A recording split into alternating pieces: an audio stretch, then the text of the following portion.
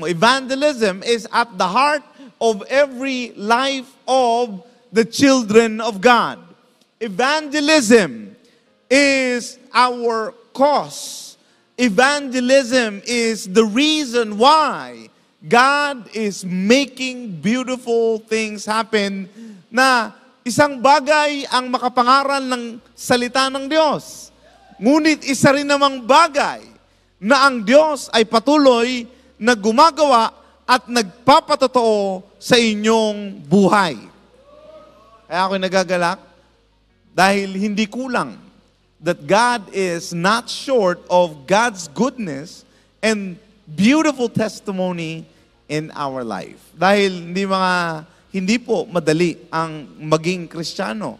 As a matter of fact, we go through some trials. We go through some adversity. We go through some hard times. Sino ba naman ang hindi nahihirapan sa napakataas na bilihin?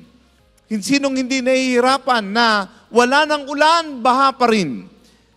Sinong hindi nahihirapan sa mga panahon na ating kinalalagyan na mababa ang sweldo, mahal ang bilihin? Sa dumadaming sakit na lumalaganap sa ating panahon, sa sunod-sunod na bagyo at unos na ating nararanasan, sa walang katigil-tigil na trahedya at walang tigil na earthquake sa ating panahon. Mga kapatid, tunay na malapit nang dumating ang Panginoon.